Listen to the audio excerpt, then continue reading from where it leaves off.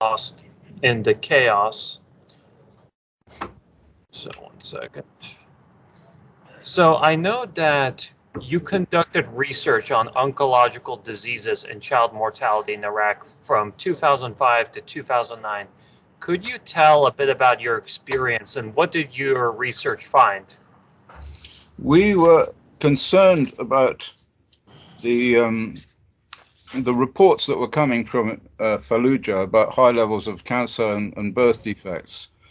And since it was impossible to get official data at that time, we decided to run a survey ourselves, in which people went around and knocked on doors and asked who lived in the property, how many people there were there, and how many cancers there were, what sort of cancers, how many children had died in the last 5 years, and all these sort of all of these questions. The questions about cancer were answered, and we then analysed the cancer data that we got over the last 5 years by comparing it with cancer rates in Egypt and in Jordan as a sort of background.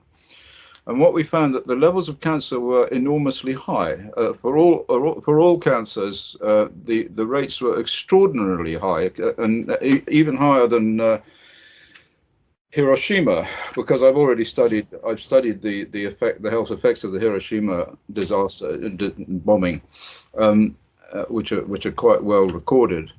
And what we found was that the levels of cancer in Fallujah were higher than that. And the particular cancers that we found were cancers associated with radiation.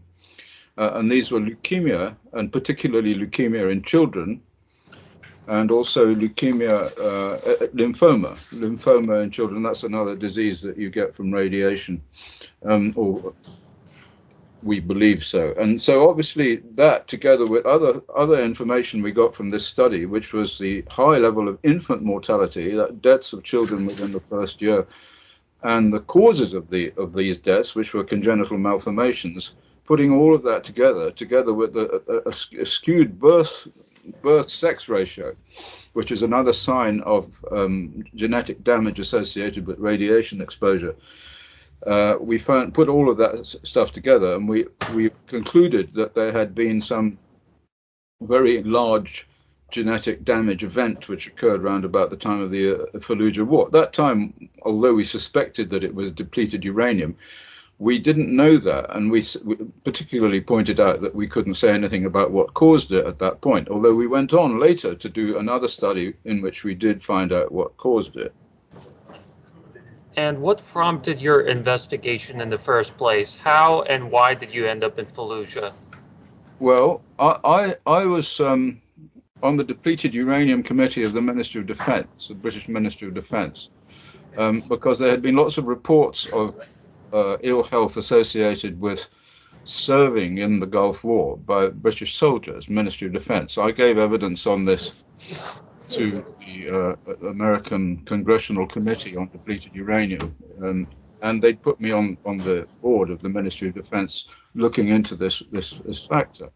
And because of that, from about 1999 onwards, I was increasingly interested in how it was that uranium, which is a not terribly radioactive substance, could be causing Gulf War syndrome and all the congenital malformation effects that were slowly emerging in the British soldiers and also in the American soldiers. So about that time, I was quite interested in uranium and its effects, and I was approached by a woman, an Iraqi woman called Malak Hamdan, who had lived out in Fallujah, I believe, and knew the doctor there, Dr. Samira Alani, who had been reporting to her all these enormous levels of congenital malformation. So I said to her, she said, well, how can we prove this? Because the authorities are just denying that there is a problem. And yet, all the doctors are saying there is a problem. So how can we prove it? So I said, well, we can do an epidemiological study. We can go out there.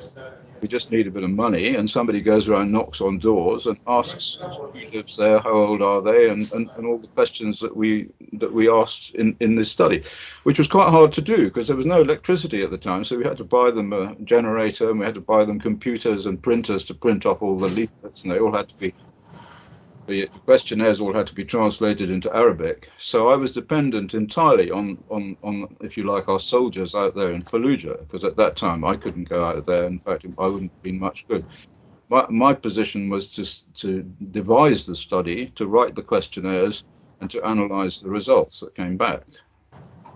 And how can we be certain that it was depleted uranium that caused this spike in cancer rates? Maybe this was just some sort of unfortunate coincidence.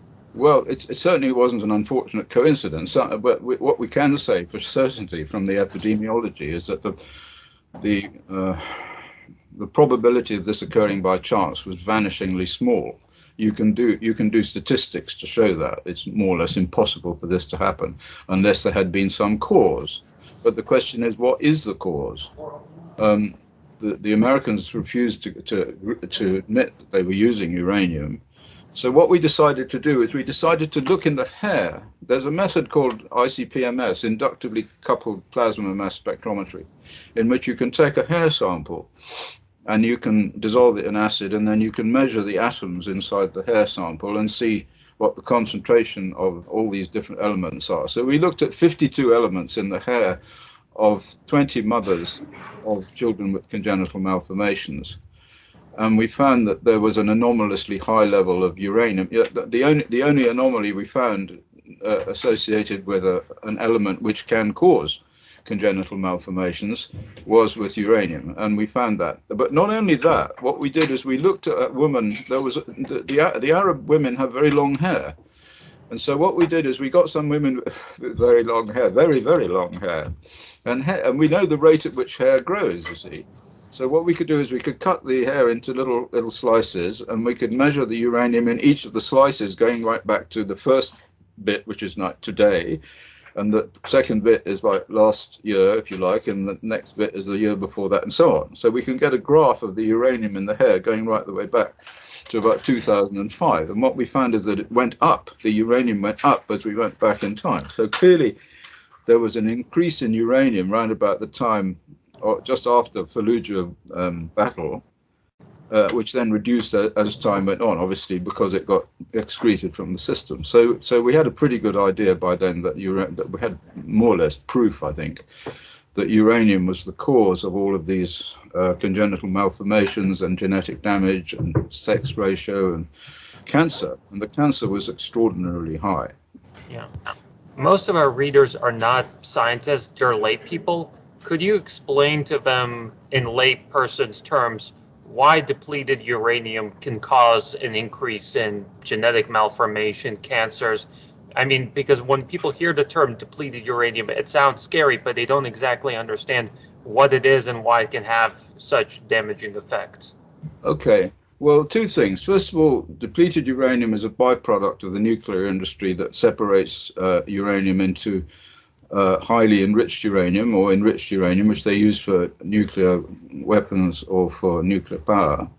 And what's left behind is a uranium which hasn't got the highly radioactive or fissile, that stuff that can go bang, uranium-235 inside it. So it's a sort of waste product.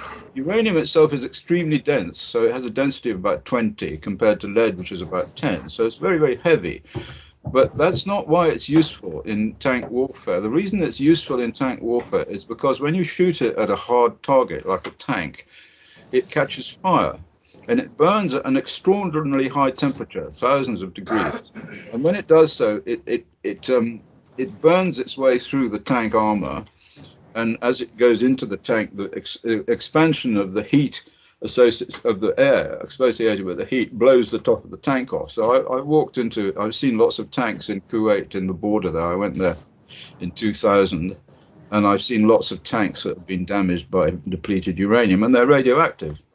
So the other thing about depleted uranium is it is radioactive. It's weakly radioactive, but it is radioactive. But the most important thing about it is that uranium for a long time has been known to bind very strongly to DNA. Now, DNA is the target for all radiation effects. If you're looking at the reason why radiation causes genetic damage and cancer, it's been well accepted since the 1950s since the discovery of DNA in 52, that the DNA is the target for all this genetic effect. And since uranium binds to it very strongly, it has a strong chemical affinity for DNA, And this has also been known for a very long time. Uranium nitrate was used for since 1960s as a stain, as an electron microscope stain. So you take your cells and you shake them up with uranium nitrate, and the uranium sticks to the chromosomes. And so when you fire the electrons in and you look through the microscope, you can see the chromosomes. There they all are, because they've got uranium on them. Now, if uranium is radioactive and it attacks the chromosomes, it binds to the chromosomes, and clearly it's going to be very, very much more dangerous than just the idea that it's some kind of neutral substance that you drink and then it goes out of your body and so on. It's a calcium seeker, and it binds to DNA. So that's the first thing. The second thing is that it was discovered, actually mostly by me, or it was reported to the Depleted Uranium Oversight Board in 2004, that uranium has another property. Because it has a very high atomic number, if you look at the periodic table, you have all these atomic numbers. It starts with hydrogen 1, helium 2, lithium, sodium, and all the way down to the very heavy elements right at the end. Uranium has got the highest atomic number of any element on Earth. Of course, there are new ones now like plutonium, but up until the discovery of the fission of uranium, uranium had the highest atomic number, which is 92. And because of this, it acts as a sort of amplifier for normal radiation, natural background radiation. So we all live in an environment where we get gamma rays that come through our body and go out, and of course they're not good and they have an effect. But if you've got uranium inside you, then it intercepts this because of its high atomic number and all its electrons. And when it gets hit by a gamma ray, it shoots off a load of electrons, and this is called the photoelectric effect. It's the same effect that's used in photocells when you point a photocell at a light meter, and then you get these electrons, and that tells you how much light there is. So this is called the photoelectric effect, and in my opinion, and I've written quite a lot about this, this is the reason why uranium is very dangerous. First of all, it binds to DNA. Secondly, it causes these photoelectrons to be emitted into the DNA. And all studies that have been done of people exposed to uranium show massive chromosome damage. So when they look to see the chromosomes in their cells, in the peripheral blood cells and so on, they find massive amounts of chromosome damage. And this, of course, chromosome damage is the same thing that leads through to all these genetic effects of cancer and birth defects and so forth. So that's the reason why uranium is so dangerous. And I've seen a lot lately, since these arguments from President Putin about, being very upset about the idea that the British are going to use uranium. He's absolutely right. And the British are saying, oh, no, it's perfectly safe. It's not even radioactive and nobody has to worry about it and so on. This is quite wrong and dangerously so. Yeah. So am I correct in understanding that basically, even though it's used on the battlefield, uranium is able to spread in such a way that even though, let's say, it's used against a tank on the battlefield, it's able to contaminate other surfaces, which then can contaminate civilians? The reason is that the temperature is so high when the uranium burns. It's called pyrophoric. When it burns, the temperature is so high as it produces particles which are so small that they're effectively a gas. When you get to particles that are what we call nanoparticles, less than about a micron, and that's what these are. Their mean diameter is about 1/10 of a micron. They don't behave as a metal particle like you could imagine dropping a ball bearing. They behave like a gas, and they just are totally volatile and they float all over the place. So they contaminate. They contaminate distances. In 2006, we looked at the first Gulf War effects. No, 2003, we looked at filters in the United Kingdom that measure uranium, and we showed that they came from Iraq all the way to England. And of course, more recently, the same thing with Ukraine. Yeah. And the start of our conversation, you compared the after effects in Iraq to Hiroshima. That's a very powerful statement. Could you elaborate? What exactly are the similarities that you found between the situation in Iraq and Hiroshima? Well, first of all, they are the effects of exposure to radiation. So Hiroshima has come to define the effects of radiation. And it was a very, very high level of external radiation, like standing in front of a big flash bulb when it went off. And the radiation went through the body of most people, came out the other side, but on the way it caused a load of genetic damage, which then fed through to cancer effects, which have been elaborated by a lot of epidemiological studies in Japan. The lifespan study, they followed people who were exposed right through their lifespan and counted up the numbers of cancers that there were. So that's radiation. Now, we're saying that there's also radiation from inside the body, from these particles, which contaminated people in Fallujah. Of course, once the particle is inside you, it doesn't go away. So it's not like you get a big flash and that's it, it's all gone. You've got a particle sitting inside you for the rest of your life, you know, shooting off little cannonballs all the time close into the cells. So that's also radiation. So when we want to see the effects of Hiroshima, we do a lifespan study and we look at all of the people in Hiroshima and see how many cancers there are compared to the exposure. But here we do the same thing. So I went along and I asked people how many cancers there were, and we got no reason to suppose that they lied. In fact, we've got names and addresses and the doctors' names and addresses and all the rest of it. And what it shows is, like it showed with Hiroshima, an enormously high level of cancer. But to our astonishment, the level of cancer we find in Fallujah is higher than the level by a factor of about 2 or maybe more, depending upon the cancer. So what we see in Fallujah is a more serious cancer-producing effect from exposures that occurred there from uranium to the exposures that occurred in Hiroshima. While I say that, I have to say that the Hiroshima cancers have recently, in the last 5 years, been associated not with the exposure to the external radiation, but exposure to uranium, because when the bomb exploded in Hiroshima, only 5% of it fissioned. The 95% of it just blew apart into particles. And those particles came down in Hiroshima in the form of rain, which is called the black rain. And in the last year or two, the Japanese have conceded that people who were exposed to the black rain and got their cancer because of exposure to the uranium in the black rain, and nothing to do with the gamma radiation from the flash, because they were too far away. People more than 5 kilometers away from the hypocenter were getting cancer, but they were out in the black rain and they were exposed to these uranium particles in the same way as the people in the uranium particles. I mean, what you're describing sounds like a public health nightmare. How was the Iraqi healthcare system able to deal with it? To what extent was it able to cope with the strain produced by these problems? Well, first of all, there's not much they can do. I mean, I visited various hospitals when I went there to Iraq, and I talked to the doctors. In fact, I talked to the medical officer of health there. And of course, they didn't have at that time. This is 2000. This is before the Second War, and they were suffering the effects of the uranium. 300, a lot of 300 tons, I think, used in the first Gulf War, and they said that they couldn't do anything for the cancer people because they didn't have access to drugs because of all the sanctions. But to be honest, there's not much you can do. I mean, if you got the sorts of pictures that we see, that I have, in fact, of the children with congenital malformations, there's nothing you can do except throw your hands up and wait for them to die. And that's what.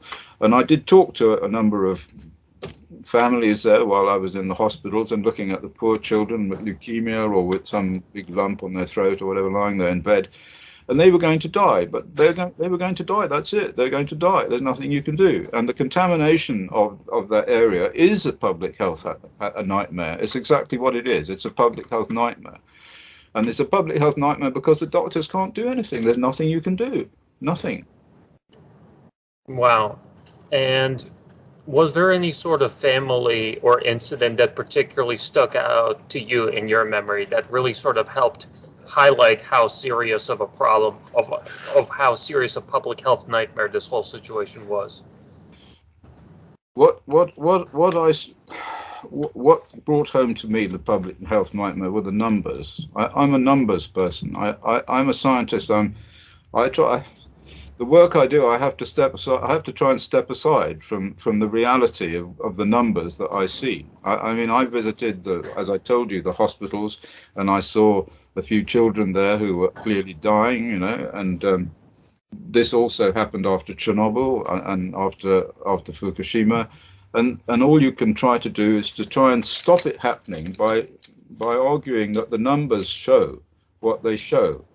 And so, in this situation with the Ukraine uranium, what I need to show is I need to mobilize what I know about the numbers to demonstrate that what's happening is a public health nightmare, and it's not constrained to Iraq, because the stuff from Iraq came to England. I mean, obviously not as much of it, but every small amount of it that came to England was inhaled by somebody and went into their lung, and then it was translocated into their body. And now we see, I mean, I have done this for 30 years. I have seen the cancer rates increasing in the West and in Europe by enormous factors, enormous levels of cancer increase. Now we have a situation where we almost 1 in 2 person will get cancer. And when I started this in the 90s, it was 1 in 5. And this is not because of, as they say, as the doctors who are in the government say, because of an aging population. It's not because of an aging population, because young people are getting cancer. People of 25 are getting colon cancer. And there has to be a reason for this. And it could easily be these particles that you inhale one, you cough it up, you swallow it down into your gut, it gets into your lower intestine, and it gets trapped in the epithelium, in the folds of the intestine, and it just sits there shooting its little bullets into the DNA for the rest of your life until you get a tumor. And so, am I correct in understanding that, let's say, these ammunition are deployed in the battlefield of Ukraine, somewhere in the east? Am I correct in Yes. thinking that it wouldn't be contained to that area, but we would likely see it spread to other parts of Europe and maybe even other parts of the world? Correct. That's what the evidence shows, because these measurements, these data which I have from the atomic weapons establishment in Aldermaston, who had to put these filters up by law around about 1992 because of increases in childhood leukemia around the plants. And they continue to measure uranium in the filters. And these show that at the beginning of the war, February 2022, there was a sudden huge increase, a significant increase in uranium in the filters, which continued up until now, more or less. And the only possible explanation for that is that somebody is using uranium and generating uranium particles somewhere. And obviously the only place well, the most likely place for that to be, since my previous control period was right back to 2017, and you didn't see anything at all. So it's just going along pretty flat until you get to February 2022, and up it goes. And so I guess that does beg the question, just to go a bit back, when you were coming to your conclusions in Iraq and reporting the results, what sort of reaction did you get from U.S. officials, UK officials? Were they receptive to your findings? Were they open-minded about what you had discovered? No, they were very hostile.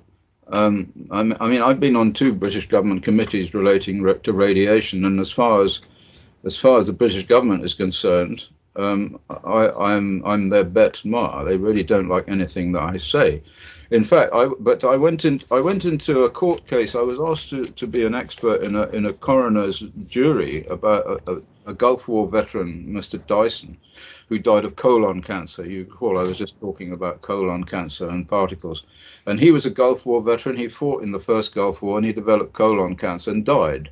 And so the coroner, whose job it is to decide why he died, he actually went as far as to call a jury, 13 people, to come in and listen to these arguments. And so the Ministry of Defense sent a representative to argue that that uranium was harmless and couldn't have caused his cancer.